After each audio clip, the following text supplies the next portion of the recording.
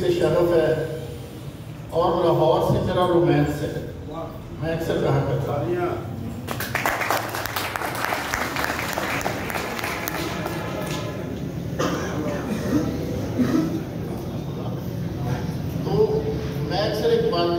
ہوں کہ rally romance میرا لاہور سے ہے بچپن سے. تو مجھے بڑی خوشی ہوتی ہے لاہور کی چیزیں دیکھ کے. مجھے بڑی خوشی ہوتی ہے جب میں نیٹ پہ جا کے دیکھتا ہوں کہ فلاں کا تعلق لاہور سے تھا یا پنجاب سے. آج جو میں آپ کو لاہور کی باتیں پھر کریں گے انشاءاللہ اگلے لیکچر میں کسی وقت صرف لاہور کے لیے. آج میں پنجاب کی مختصر تاریخ کو ٹچ کرتا ہوا گزرنے کی کوشش کروں گا اور ہم دیکھیں گے کہ بہت سی چیزیں آپ کے شاید علم میں نہ ہوں. اسی طرح کسی کے علم میں نہیں ہوتی. میرے پڑھنے سے پہلے یا جاننے سے پہلے میرے علم میں بھی نہیں تھی. کچھ حاصل کر کے یہ آپ سیکھ سکتے ہیں, کچھ ایکسرسائز کر کے. تو یہاں پہ یہ کوئی ضروری نہیں ہے کہ آپ اردو کے ہیں, اسلامیات کے ہیں, سائنس کے ہیں, ہسٹری تو سب کے لیے ہے. آپ جس انٹرویو میں جائیں گے یہ چیزیں آپ سے پوچھی جائیں گی. تو میں یہ بات کہوں کہ مردم خیز خطہ پنجاب کا جو شروع سے ہی اپنی ابتدا سے ہی ایک بڑا وائٹل رول رکھتا ہے ہندوستان کی سیاست, معاشرت, معیشت اور ہر شعبے میں. تو یہ بات غلط نہیں ہوگی. میں ببانگے طور یہ کہہ سکتا ہوں کہ آپ قدیم تاریخ دیکھ لیں اور کیمبرج ہسٹری دیکھ لیں. برٹش انڈیا کی میں بات کرتا ہوں, وہ زیادہ دور کی بات نہیں کروں گا. سکھ پیریڈ اور برٹش انڈیا کی بات کر رہے ہیں آپ, اسپیشلی برٹش انڈیا کی. تو 80% صنعتکار, فنکار, سیاستدان اور بڑے بڑے نام آپ کو پنجاب سے ملے. تو پنجاب ہمارا اپنا سب کا, پنجابیوں کا, میں کوئی تعصب بنانے کی کوشش نہیں کر رہا. ہم پاکستانی ہیں, مسلم ہیں, لیکن اپنی ثقافت پہ فخر کرنا کوئی عیب نہیں ہے. لہذا پنجاب کی ثقافت اتنی رچ ہے, اس کی زبان اتنی میٹھی ہے, اس کے مختلف ڈائلیکٹ اتنے شاندار ہیں کہ اس کو تعریف کیے بغیر ہم نہیں رہ سکتے.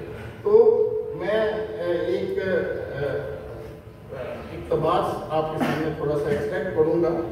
کسی دانشور نے پنجاب کے متعلق کو کہا, پھر میں شروع کرتا ہوں.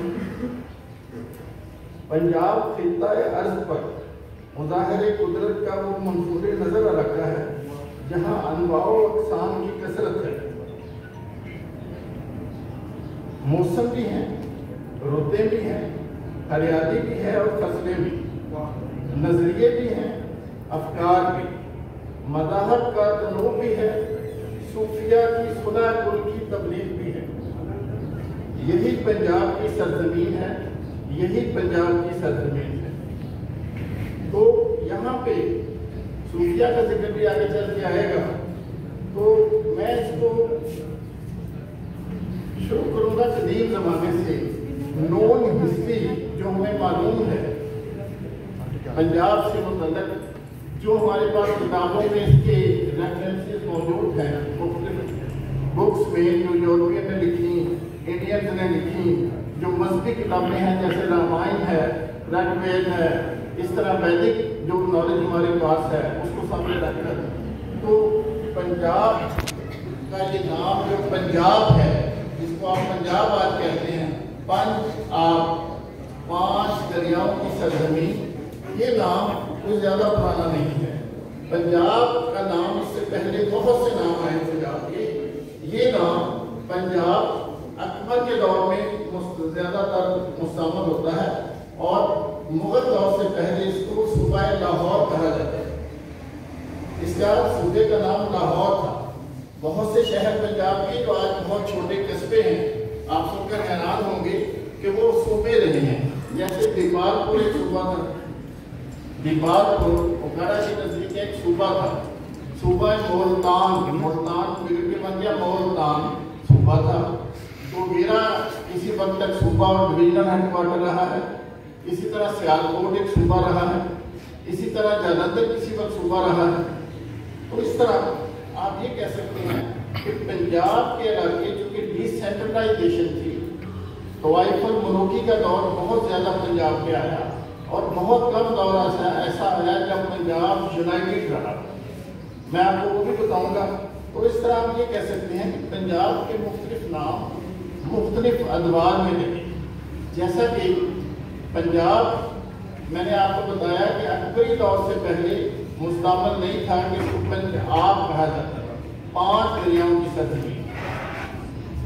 اچھا یہاں پہ ایک اور سوال پیدا ہوتا ہے کہ پنجاب میں 7 دریا بڑے بہتے ہیں تو پھر اس کو پنجاب کیوں کہا جاتا ہے؟ اس میں بہت سے دریا ختم ہو گئے جیسے بیاسا جس کو بیاس کہتے ہیں, دریائے ہاکڑا اس کی صرف آپ کو گڑے ملیں گے چولستان میں. تو جو سندھ سنابا دریا ہیں ان کا اگر ہم ذکر کریں تو وہ 5 دریا ہیں جس کی وجہ سے اس کو 5 دریاؤں کی سرزمین کہا جاتا ہے. سب سے پہلے جو اس کا نام ہمیں ملتا ہے رگ وید میں, جو کہ آریاؤں کی قدیم کتاب سمجھی جاتی ہے, اس میں اس کا نام سپت سندھو ہے. Sapt Sindhu, these are the words of Sanskrit. تو سب سے پہلا نام جو پنجاب کا ہمیں ملتا ہے کتابوں میں وہ سپت سندھو ہے, اور یہ آریہ ورش جو ہے اس سے مترکہ ہے. آریائی کون تھے؟ یہاں پہ ہم جو زیادہ لوگ ابھی بیٹھے ہیں ان میں موسٹلی آریینز ہیں, ان کی نسل سے ہیں. آپ یہ کہتے ہیں اگرچہ یہ ہائبرڈ بار آپ میں یہ سلسلہ شادیوں کا چلتا رہا, صدیوں سے چلتا آ رہا ہے. تو ایرینز بیسیکلی منگولیا سے اٹھ کر آئے اور انہوں نے پنجاب کا سب سے پہلے رخ کیا اور جہاں پہ قابض ہو گئے.